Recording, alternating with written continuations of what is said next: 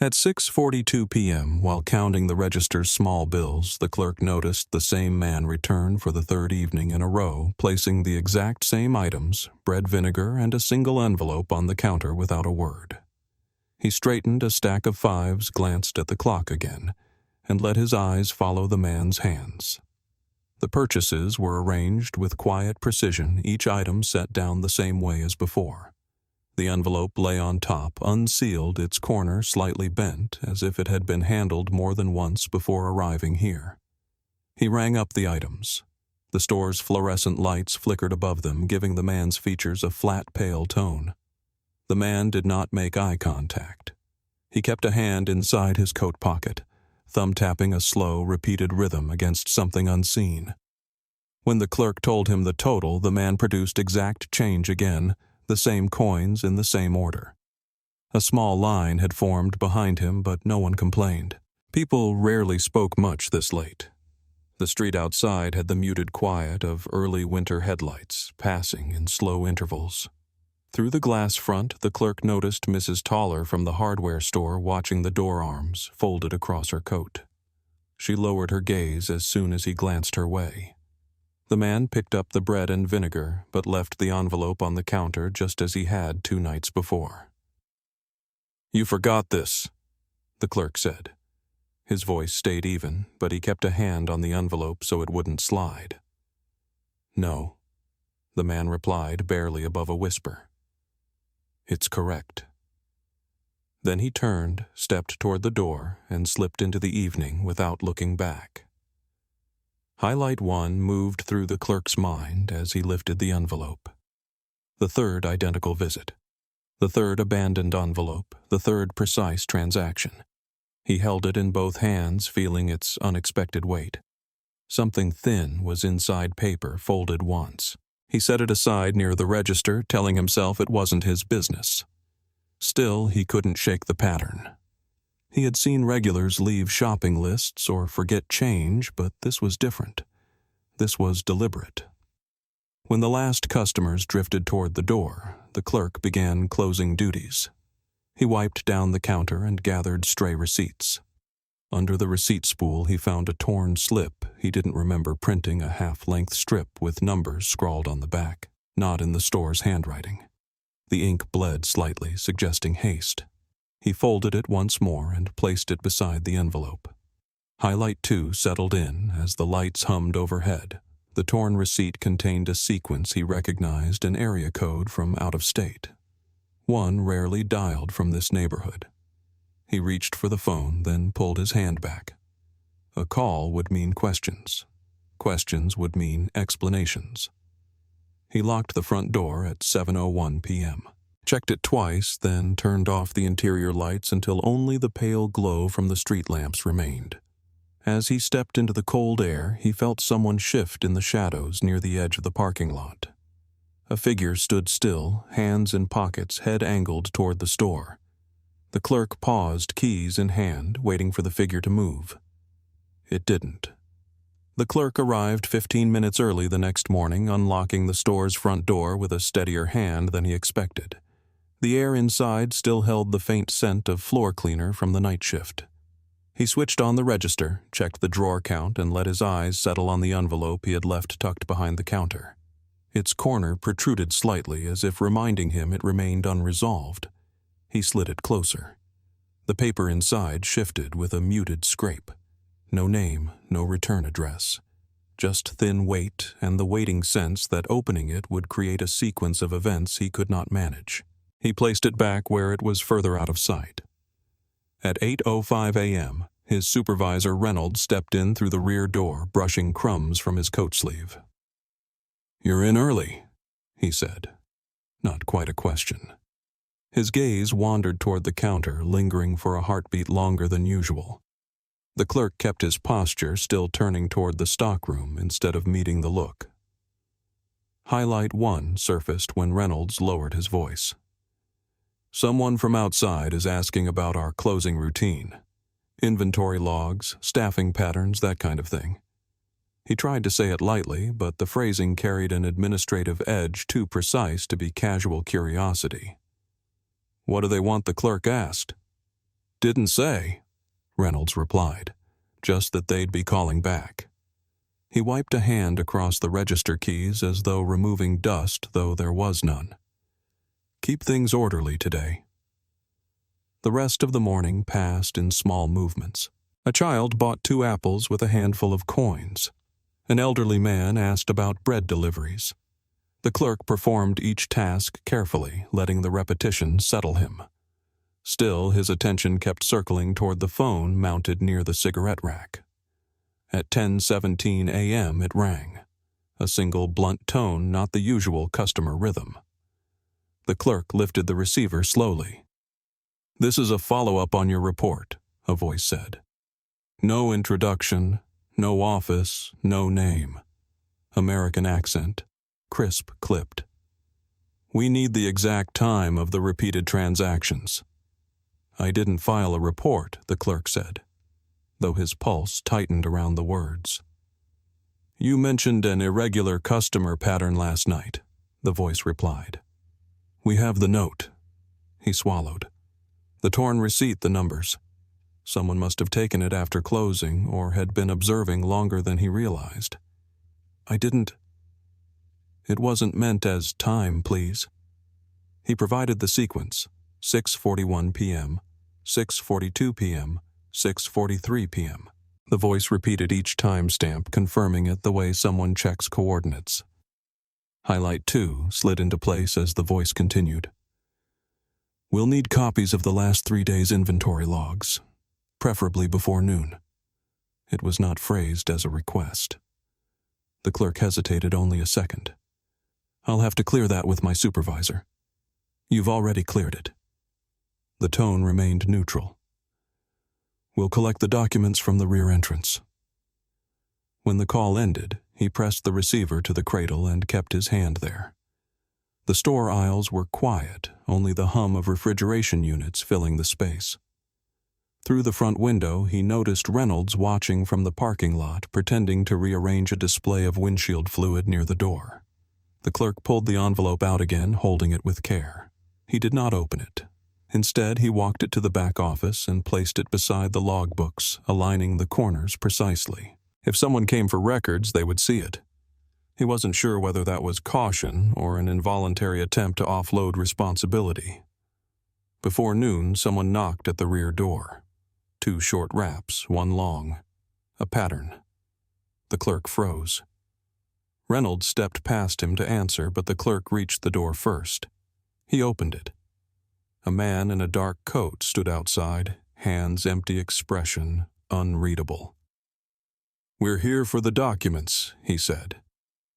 Just after dusk, the neighbor across the street, Mrs. Toller, stood by her front window with the living room light off. From this angle, she could see the grocery store's entrance and the narrow strip of parking spaces beside it.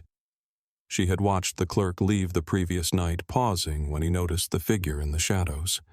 She hadn't told anyone, not yet, but she kept her small Polaroid camera on the table near the window, its strap looped neatly. Tonight the street was quiet again, faint winter haze drifting under the street lamps. She adjusted the curtain 2 inches and looked toward the store. The clerk was inside, moving between aisles. Another customer exited with a small paper bag. Nothing unusual. Then, just as she was about to step away, a man in a dark coat walked toward the door with slow, measured steps, keeping his head down. She retrieved the Polaroid. The device clicked faintly as she pulled it open, careful not to let the sound carry. The man entered the store at a slight angle that shielded his face. Still, she lifted the camera and snapped a picture through the curtain's edge. The flash did not fire. She had disabled it years ago. Highlight 1 surfaced as the photo slid out. The man's posture was identical to the figure she had seen the night before, precise and deliberate coat held close, hand tapping within the pocket. She placed the developing image face down on the table, weighing one corner with a glass. She moved to the side window overlooking the alley between the store and the hardware shop. Sometimes, she told herself, people repeated patterns without meaning to. But patterns mattered. They always had. And she had learned long ago that the grocery clerk, quiet as he seemed often, stood too still when watching customers leave. An hour later, as she returned to the front window, the clerk stepped outside, briefly checking the lot before locking the side door.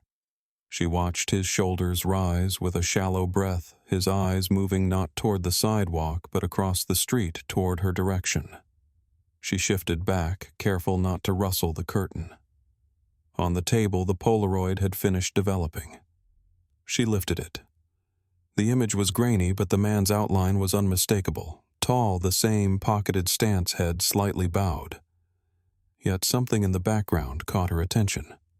A paper bag in his left hand, different from the items he carried the night before. Last time she had seen him, he left with bread and vinegar. This bag was shaped differently, narrower, and he held it awkwardly as if concealing its weight. Highlight 2 pressed in as she studied the edges of the photo. The timestamp printed faintly along the bottom did not match the exact minute she took the shot. It was off by several minutes more than the camera should allow. She checked the mechanism. It hadn't misfired. Something was inconsistent. Her thoughts tightened. She opened her notebook and wrote down the time she believed she captured the image, marking it precisely. She flipped back a few pages, recent entries of the clerk's closing routines, the unusual visits, the figure in the parking lot. Each detail lined up except the timestamp on tonight's photo. Later that night, a car she didn't recognize slowed in front of her house, paused, then continued. She noted the license plate.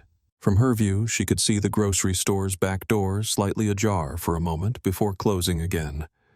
She took a breath, sat down, and placed the Polaroid beside her earlier notes. There were gaps forming small but present. Someone would need this information soon. For now, she would keep watching. The clerk sat in the small back office of the store, the door half closed, the afternoon's thin light filtering through the frosted window. The summons lay on the desk in front of him, pale paper, black print, an official stamp pressed faintly into the corner. He had read it twice already. The time, the building address, the instruction to bring any relevant documentation, though none had been defined. He kept his hands on his knees, thumb pressing against the seam of his work pants. The refrigerator units hummed steadily through the wall. Someone was walking in the main aisle, slow, deliberate steps. Reynolds paused in the doorway. "You should go now if you want to be early," he said. His tone held no edge, but he didn't step inside. His gaze dipped briefly toward the envelope on the filing cabinet before shifting away. The clerk nodded. "I'll lock the office." He left the store 10 minutes later, coat zipped to the throat. The street carried a dry, cool breeze that tugged at his sleeves. As he walked toward the bus stop, he felt the weight of the summons in his pocket, the paper bending slightly with each step. Across the parking lot, a man leaned against a car, same stance, head down, hands in pockets. The clerk slowed. The figure didn't approach, but he didn't look away either. Highlight 1 pressed in with quiet force. The same man from the repeated transactions was now watching him outside the store. No purchases, no movement, only observation. The clerk kept walking. The federal office was housed in a repurposed municipal building. Fluorescent lights buzzed overhead, and the waiting area smelled faintly of paper and cold air. A receptionist directed him down a corridor. His shoes clicked softly against the linoleum. Inside the interview room, 2 chairs faced a metal desk. A man in a dark suit sat with a folder open in front of him. Another stood near the wall, arms crossed. "Have a seat," the seated one said. The clerk did. He kept his posture, straight hands clasped loosely. "We've reviewed your statement," the interviewer began. "There are some inconsistencies we'd like clarified." "I didn't file a statement," he said carefully. The interviewer slid a page forward. "We have your note about the repeated visits. The times you gave don't match the observations we collected." The clerk looked at the paper. The handwriting was similar to his, but not quite. The digits slanted differently. The recorded times were close, but each one was off by a minute or two, enough to create doubt. Highlight 2 tightened around the desk's cold surface. The surveillance notes attributed to him did not match what he had said nor what he remembered. Someone had either copied them incorrectly or altered them. He lifted his eyes. Those aren't mine. The second man at the wall shifted. You work evenings? Yes. You see many customers enough. Did you notice the same man appearing repeatedly this week? He swallowed. Yes. And you didn't think to mention it until after hours contact was made? The interviewer asked.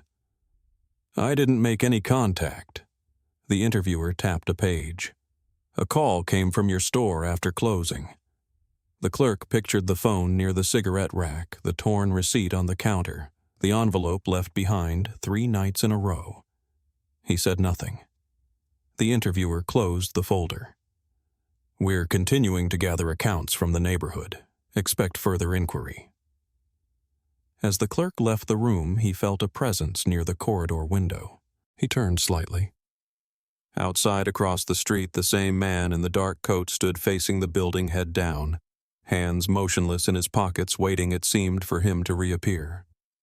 Reynolds arrived before sunrise, the store's parking lot still lined with frost. He unlocked the side door, pushing it open with the practiced shove needed to dislodge the warped frame. Inside, the early lights cast long shadows across the aisles. The office felt colder than usual. Papers stacked where he'd left them the night before, except one pile had shifted. The top logbook sat half an inch off center, as though someone had thumbed through it and tried to put it back exactly. He set his coat on the hook and checked the register totals. Everything aligned except the drawer held an extra receipt with no corresponding sale. He lifted it carefully, typed numbers normal, but the timestamp at the bottom was faint smudged. He folded it and slipped it into his pocket. At 6:32 a.m., 2 men approached the back door. They did not knock in any recognizable rhythm. Instead, one pressed the buzzer twice, paused, then once more. Reynolds recognized neither face when he opened the door. They displayed credentials without comment. We're collecting employee schedules for the last 2 weeks, the taller one said. Reynolds nodded, trying not to show the hitch of breath in his chest. I'll bring them from the office. Highlight 1 took hold as he retrieved the files. The request included not only staff schedules, but also a list of after-hours access times for every employee, including himself, something he had never logged formally. The federal document on their clipboard already contained times he didn't recognize. He handed over the schedules.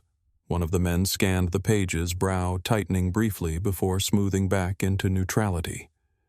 We'll need the phone records as well, he said. We don't keep them, Reynolds replied. You do now. They stepped away to speak quietly in the alley, their voices low. Reynolds closed the back door but didn't lock it immediately. The cold draft slipping in felt easier to manage than the pressure that had come through it. He walked to the front of the store, straightening a shelf of canned goods he didn't remember being disordered. As he reached the counter, he noticed an envelope lying partially hidden behind the register. Not the one he'd seen yesterday. This one had a small crease near the center, as if handled nervously. The clerk entered from the stockroom, stopping when he saw Reynolds holding it. You didn't leave this, did you? Reynolds asked. The clerk shook his head. The envelope contained nothing but a single slip of paper with a handwritten sequence of numbers. Not a phone number, not a date. Something else. Reynolds returned it to the counter and placed the drawer key on top of it as if weight might keep the situation from escalating. By mid-morning, another request arrived, this time through a phone call. The caller asked for delivery logs, purchase orders, and a copy of the store's monthly invoice ledger. The voice on the line was firm, giving only first initials when identifying each agent involved. Highlight 2 sharpened when the clerk stepped beside him holding a small brown bag. Inside was a receipt for an after-hours delivery that neither of them remembered approving, with signatures for both of their names, neither in their handwriting. The bag itself smelled faintly of vinegar and something metallic. Reynolds set the bag on the office desk. "They're building something," he murmured. The clerk didn't answer. As Reynolds walked to the front door to flip the sign to open, he paused. Across the street, a dark-coated man stood at the bus stop watching the store with a stillness that didn't match the morning rush. Reynolds locked the door again. The clerk entered the storage room just after closing the fluorescent light above him, flickering with a faint, irregular hum. The shelves stood neatly arranged, but a bag sat on the floor near the back wall, plain brown paper folded twice at the top. He didn't recognize it. No deliveries had come in since morning. He crouched, lifting the bag carefully. It weighed less than he expected. Inside were 3 items: a loaf of the same brand of bread the man always bought, a bottle of vinegar, and a small parcel wrapped in waxed paper tied with a thin string. He held the parcel in his palm. Its shape was rigid rectangular and slightly warm to the touch, as if it had been left somewhere under a light. He placed the bag on the counter and examined the receipt stapled to it. The timestamp showed an hour after closing. The signature resembled his own, but with a subtle slant to the R that he never used. The clerk folded the receipt and put it in his pocket. When he stepped back into the main floor, the overhead lights cast a long rectangle across the linoleum. He walked slowly toward the front windows. Outside, a delivery truck idled across the street. Its lights were off, but the engine vibrated in a steady pulse. 2 men stood near the open rear door, their silhouettes angled toward the store. Highlight 1 settled in as the clerk watched them. One of the men raised a hand slightly. No gesture, just a subtle shift as an unmarked car turned the corner and slowed, matching the truck's idling rhythm. He stepped away from the window, letting the shadows reclaim him. He returned to the brown bag, unwrapping the wax paper parcel. Inside was a small object, a rectangular metal strip with evenly spaced notches like part of a tool or key mechanism. He hadn't seen anything like it among store inventory. It bore no markings to identify origin. He wrapped it again and placed it back into the bag. The clerk pulled the torn receipt from his pocket, the one with numbers on the back, and set it beside the new receipt. Side by side, they formed a partial sequence. As he aligned their edges, he realized the hand-drawn numbers on the first slip mirrored spacing patterns on the metal strip. Not identical, only similar enough to suggest intention. He heard a sound in the alley, a heavy step, then another. He moved toward the back door slowly, but didn't open it. The small office light illuminated the space where logbooks rested. One of the binder's employee schedules sat askew, slightly open at the spine. Someone had leafed through it. He flexed his fingers along the binder edges, and something thin fell out a photocopied page. It listed dates and times of supposed inventory discrepancies, none of which he recognized. At the bottom, a name appeared, his own, next to an internal note suggesting probable contact with the unknown customer. Highlight 2 sharpened as he read the page again. The evidence implied he had met the man outside the store several times, meetings he had not attended, nor even known were being recorded. Someone was constructing a narrative. He stepped away from the desk and lifted the brown bag again, tying the top. He carried it to the stockroom and placed it behind a row of canned goods. As he slid the last can back into place, headlights flashed once through the front window.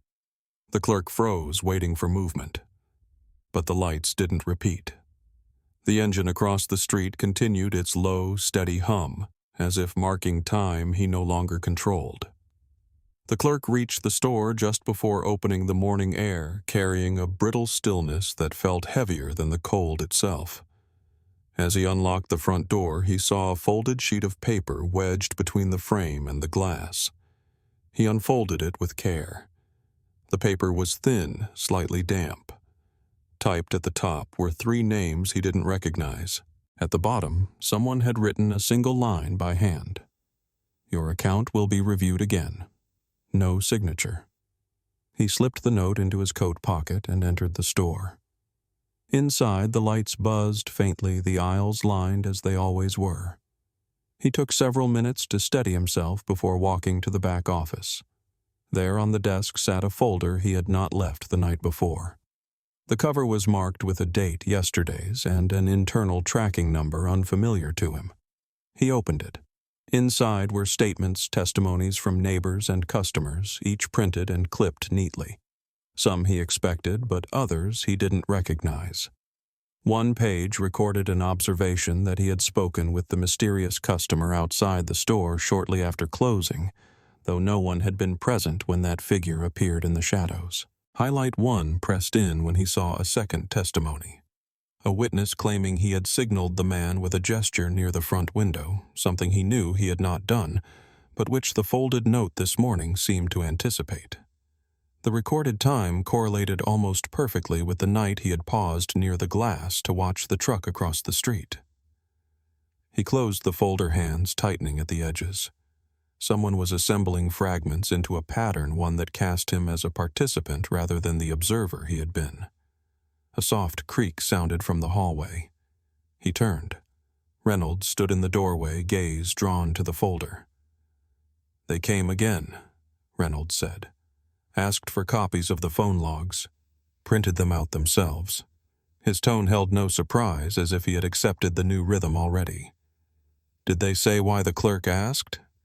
"They don't say much anymore." Reynolds pointed toward another envelope on the desk. "That arrived for you." The clerk opened it. Inside were phone records, outgoing calls from the store over the past week. Several were to numbers he didn't recognize. 2 calls were time-stamped after his shift had ended. "That's not possible," he said quietly. Reynolds took a half-step back. "They asked me to confirm whether you have access after closing. I told them you lock up. That's all." The clerk read the records again. One number appeared repeatedly at nearly the same late hour. He flipped the sheet over. A note had been typed at the bottom cross-check with prior statements. He folded the paper and set it down. Later that afternoon, a car pulled into the parking lot, an unmarked sedan, same as before. 2 men stepped out, walking with deliberate symmetry toward the store. The clerk kept his breathing steady and waited behind the counter as they entered. "We need clarification," one of them said, placing a thin stack of documents on the countertop. "Some of the testimonies conflict." "Conflict?" How the clerk asked. The man opened the folder. "Your description of the customer's clothing doesn't match what we recorded. Your timeline doesn't match the neighbor's account. And one witness claims you initiated contact." "I didn't speak to him outside," the clerk said. "That's not the assertion." The second man studied the aisles as if cataloging the layout. "We're gathering all accounts to determine the extent of your involvement." The clerk reached for the counter to steady himself. "There is no involvement." The man's eyes remained flat. "Then the inconsistencies will need explanation." Highlight 2 tightened as the first man collected the papers. The final page listed a new witness, anonymous, claiming the clerk had been seen passing an object to the customer behind the store. The description matched the size of the metal strip found in the brown bag. As the agents left, the clerk felt the weight of the folder in his hands, light but constructed with a precision that outpaced his ability to correct it. Through the window, the unmarked sedan paused at the exit as if waiting for him to move. It did not turn until he stepped back from the glass. Mrs. Toller woke before sunrise, though she hadn't slept more than a few hours. The house was quiet except for the low hum of the furnace. She stood at her kitchen window, coffee cooling on the counter beside her, eyes fixed across the street. The grocery store's lights were still off its front windows, reflecting the faint blue of early morning. She reached for her notebook, the one she kept beneath the curtain. Last night's notes, time stamps, vehicle descriptions. The shifting pattern of lights near the alley lay neatly aligned. She turned a page, staring at the entry she had written just before midnight. Unmarked sedan idled for 15 minutes. Passenger watched store consistently. By the time she dressed and took her place near the living room window, the store lights had come on. She lifted her Polaroid, its strap wrapped twice around her wrist. Her breath fogged the glass slightly, so she wiped a small circle clear. Around mid-morning, 2 men in dark coats entered the store. She recognized neither. The clerk stayed behind the counter, expression held in a peculiar stillness, the way someone braces for impact. The agents remained inside for nearly 20 minutes. When they exited, the clerk stood alone in the aisle nearest the door, shoulders rigid, posture too precise to be natural. She lifted her camera again. Highlight 1 came into focus the moment she pressed the shutter. One of the men stepping into the parking lot turned toward her house for a fraction of a second, as if verifying her presence or confirming something already known. The Polaroid slipped out with its soft, mechanical whir. She placed it on the coffee table to develop. She returned to the window just as the clerk stepped out to sweep the walkway. His gestures were strained, each movement measured. A customer approached him, spoke briefly, and walked away. The clerk didn't watch the man leave. Instead, he glanced toward the alley. Mrs. Toller shifted her gaze to follow it. The back door of the store stood open briefly. A plainclothes officer, she could tell by the shoes, the posture was photographing something inside. The door closed minutes later, but she had caught the angle of the camera just before it disappeared. She wrote the time down. By early afternoon, a second car arrived. This one older domestic, its paint fading along the edges. 2 people she had never seen before stepped out holding clipboards. They walked the perimeter of the store, pausing near the dumpsters, then near the alley drain. One of them held up a small object, a piece of paper or receipt, before placing it in an evidence envelope. Mrs. Toller angled her camera and captured 3 quick photos from different windows. She logged everything meticulously. But as she took her final photo from the narrow hall window, she noticed something odd. A Polaroid she had taken earlier sat on the table, only half developed, unusual, given the 10 minutes that had passed. She lifted it. The image was hazy, blurred around the edges. The figure in the parking lot was clear, but behind him a shape she hadn't seen before appeared near the store's side wall. Highlight 2 sharpened as she looked closer. The shape was the outline of the clerk himself, positioned at a place she was certain he had not been standing, an impossible alignment, unless the timestamp or perspective had shifted. She checked the clock. The time didn't match what the photo suggested. She flipped the photo over, but the back was clean. No tampering, no markings. The faint worry she had been suppressing settled in deeper. Someone was rewriting events, not the clerk, not the neighbors, but someone who needed the pattern to fit. Outside, the clerk reappeared at the doorway, pausing under the awning. His gaze moved across the street, searching windows, searching faces. When it reached her house, she stepped back from the curtain. She didn't want him to see her watching, not today. The clerk returned to the office after closing the store dim, except for the weak glow of the exit sign above the back door. The aisles stood in their familiar rows, but small things felt misaligned. A cereal box angled too sharply, a stack of canned beans offset by an inch. These were changes someone made while meaning to erase their presence. He set his coat on the chair and noticed a folder lying on the desk, its corner-bent pages slipping slightly from the clasp, not one he recognized. He opened it cautiously. Inside were surveillance notes, handwritten, photocopied, time-stamped. None matched what he had said in previous interviews. 2 entries claimed he had been seen stepping into an unmarked sedan. Another alleged he had met the suspicious customer behind the store after hours.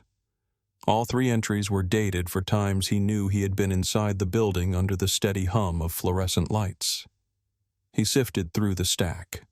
A photocopied sheet fell out. He caught it before it hit the floor. Highlight 1 formed as he studied it more closely. The sheet showed a conflict in surveillance logs, the same event recorded twice at different times with different observers, and with his name attached in only one version. Someone had misfiled or mislabeled information or rewritten it entirely. He turned the page over and recognized a faint stamp at the bottom edge, an internal tracking symbol, not federal. Local administration, low-level office not usually involved at this stage. He had seen this stamp before months ago on a shipment error report that had never been resolved. He placed that sheet aside. The office felt smaller than usual. The sound of refrigeration units from the main floor pressed through the walls in slow, heavy pulses. He scanned the folder again until something caught his eye, a page titled Contact Sequence Review. His name appeared again beside a column of numbers. A series of late-night calls, none made by him, all appearing on the store's line record. Several went to the same number, a regional bureau line. The implication was unmistakable. He closed the folder and moved to the front window. Outside, the parking lot was mostly empty. Snow flurries drifted lightly in the street lamp glow. Across the road, a man stood near the bus stop, coat pulled tight, the familiar stillness shaping his posture. The clerk stepped back. He returned to the office and opened the bottom drawer of the file cabinet. The torn receipt, the one with the numbers, lay where he had placed it days ago. He removed it and set it beside the new photocopied sheets. The spacing of the numbers, the faint ink bleed. They matched not perfectly, but in rhythm. Someone had been replicating handwriting to construct continuity. He reached behind the cabinet for the brown bag he had hidden earlier. It was still there, pressed between the cabinet and the wall. He opened it, removed the metal strip wrapped in wax paper, and held it under the desk lamp. The notches glinted. It wasn't part of store equipment. It wasn't an inventory tool. It resembled something used for coded mechanical signals patterns rather than words. Highlight 2 tightened as he turned it in the light. The notches aligned with the spacing on the forged receipts, suggesting the same hand or the same method created both. Whoever constructed the evidence trail had access to more than documents. A faint sound echoed from the alley, footsteps approaching the back door, then stopping. The clerk froze, listening. No knock, no voice, just presence. He rewrapped the metal strip quickly, slid it into the bag, and tucked it behind the books on the middle shelf. He arranged the binders to conceal the new gap. The footsteps receded, slow and deliberate, as though the person on the other side knew exactly how much silence would unsettle him. The clerk sat still for a long moment, hands pressed flat against the desk. In front of him lay the misfiled notes, the false testimonies, the receipts that didn't match threads, pulled taut in different directions. Someone was rewriting the entire sequence of events, and he was now trapped inside their version. The liaison stepped into the regional field office's records room just after 7:00 p.m., the overhead lights giving everything a washed paper-gray tone. 2 analysts were already there, sorting through a stack of surveillance photos. He had expected more clarity, more alignment, more coherence.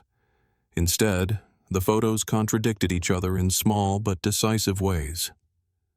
He picked up the top image. The scene was the grocery store parking lot at dusk. The timestamp read 1842. In the frame, a tall man in a dark coat approached the entrance. The liaison flipped to the next photo. Same location, same angle, same subject, but the timestamp was 5 minutes earlier and the man's posture differed. He appeared to be carrying an object not visible in the first image. Different roles, the liaison asked. Same camera, an analyst replied. 2 observers wrote different times. He rubbed a thumb along the edge of the photo. Inconsistent reporting was common in hurried operations. But this was not haste. It was precision layered poorly, as if someone had tried to recreate events from memory rather than record them as they unfolded. He moved to the light table. A third sequence was laid out there, higher resolution shots taken from across the street. The man in the dark coat appeared again, stepping into view with the same deliberate pace. But the background detail pulled his focus. Through the glass storefront, the clerk was visible stocking shelves. In this photo, the clerk's placement didn't match the earlier reports. Highlight 1 sharpened as he leaned closer.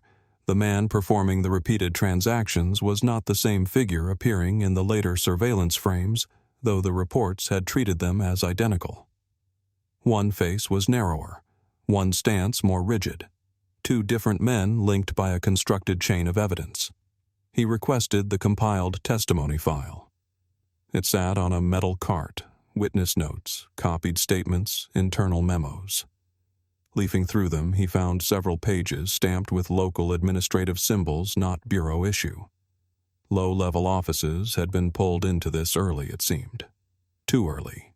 A memo clipped at the back caught his eye, clerk's role complicating factor. Recommend removal from primary line of inquiry. He read it twice. The liaison set the file aside. He walked down the corridor toward the small briefing room where 2 agents waited. They stepped aside as he entered. The clerk's being taken off the board, one agent said.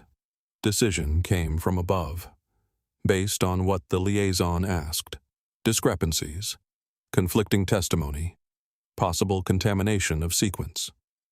He kept his expression controlled, or because the wrong man is being connected to the wrong pattern. The agents exchanged no reaction. He studied the board mounted on the wall, a map with pins placed in 3 cities. Each pin was linked by string to a separate photo of the same tall man in the dark coat. In one image, he carried a plain paper bag. In another, he exited a train platform. In another, he approached a mailbox with his posture angled in that same still measured way. Only one pattern was consistent. He repeated the same purchases at small neighborhood stores before each movement. Not the clerk, not the neighbor, not anyone else pulled into the widening inquiry. Highlight 2 locked into place as the liaison followed the red string connecting 2 photos. The man's behavior predates the clerk's involvement entirely. The crackdown had targeted the wrong entry point. A courier had been operating under a structured routine long before the grocery store became an intersection point. The liaison closed the folder and stepped back toward the hall. A decision had already been made, but he understood something the others had missed. Removing the clerk from the inquiry meant they no longer saw the one anomaly that mattered. He reached for the phone on the wall and dialed a secure office 2 floors down. As the line connected, he spoke quietly. "We've misaligned the origin," he said. "The courier is still active." When he hung up, the lights hummed with a faint vibrational buzz, like something waiting to be set in motion again. The clerk sat at the small table near the store's break room window, hands folded, posture fixed. The late afternoon light came in low through the blinds, striping the floor in uneven bands. Outside the parking lot was busier than usual, cars arriving in quiet succession, engines turning off almost in unison. He watched without lifting his head fully, keeping his gaze narrow as if trying not to be seen observing. Reynolds had not returned from his errand. The store felt suspended, its familiar sounds reduced to a muted hum. The clerk stood slowly, walked to the front counter, and checked the register drawer out of habit. Everything was in order except for a slip of paper resting where no receipt should be. He unfolded it. A printed notice.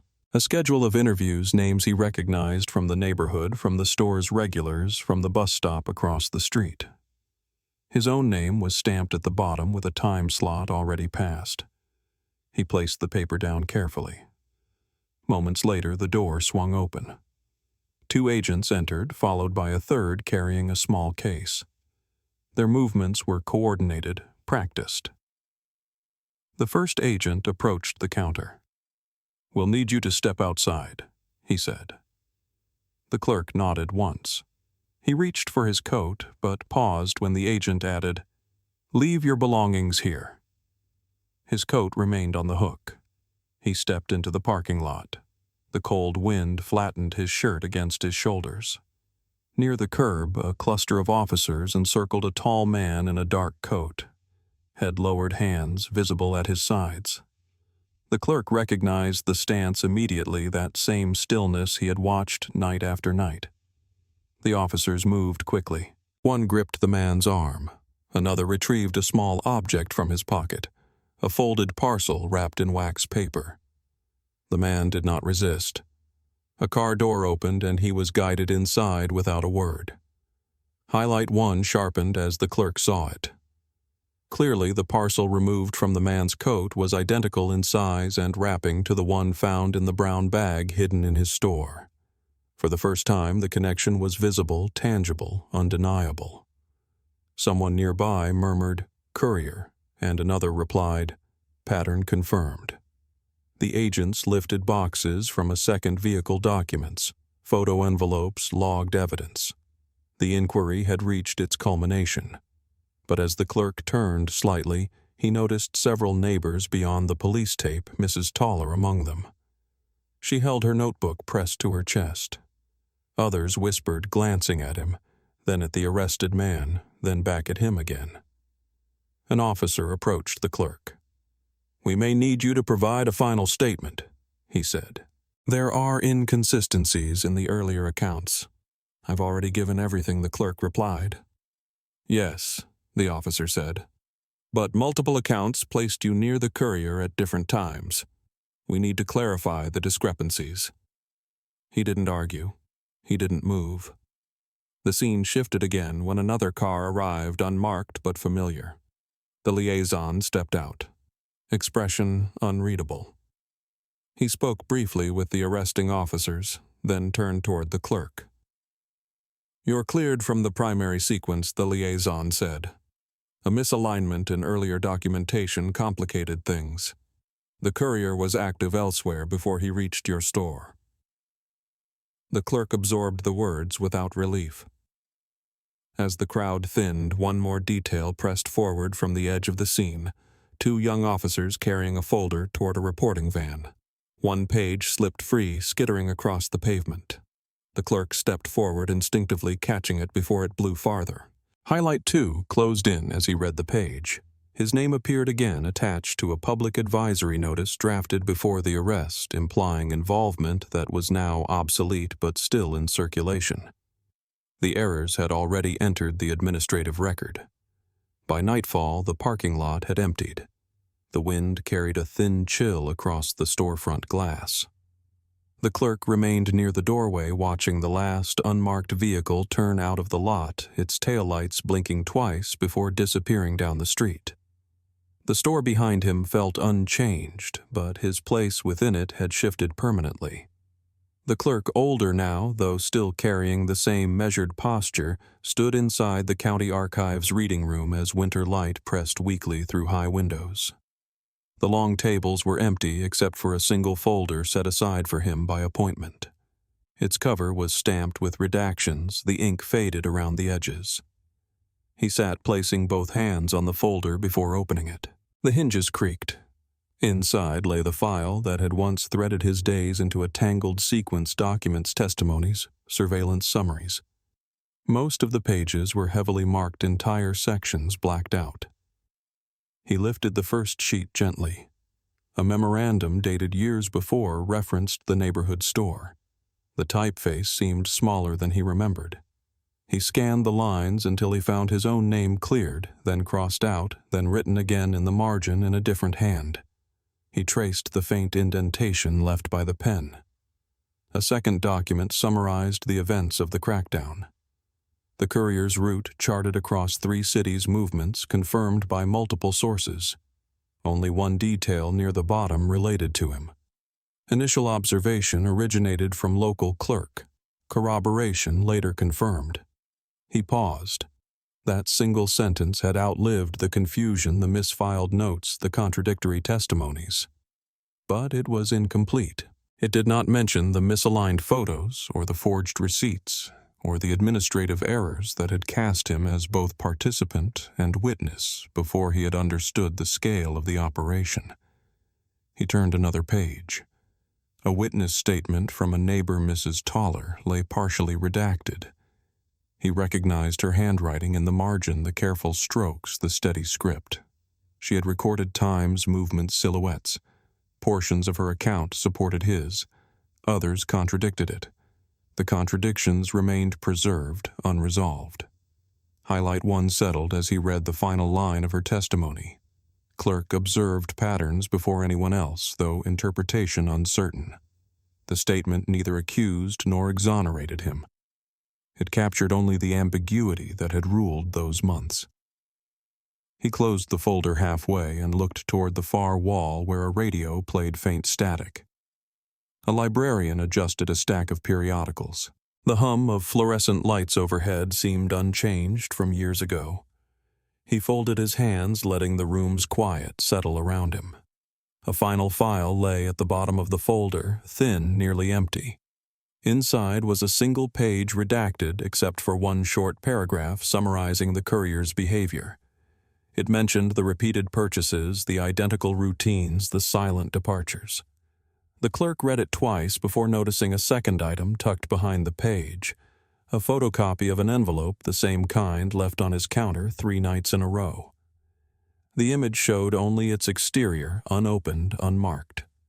Beside it, a small notation read, "Contents removed for separate processing." Highlight 2 pressed in quietly as he touched the photocopy after all the interviews, after all the statements, after the arrest and the inquiries. No document in the archival file recorded what had been inside that envelope. The essential fact remained absent, sealed away, or lost entirely. He placed the photocopy back in the folder, closed it carefully, and set it on the return cart. He stood for a long moment, coat draped over one arm, listening to the fading radio static. Outside, the winter afternoon had dimmed to a muted gray. He walked toward the exit, slowly passing shelves of old case reports and obsolete directories records of decisions that had been made, corrected, or forgotten. At the door, he paused and looked once more at the reading room. Nothing moved except the dust shifting in the light. He stepped out, closing the door behind him, letting the silence take the rest.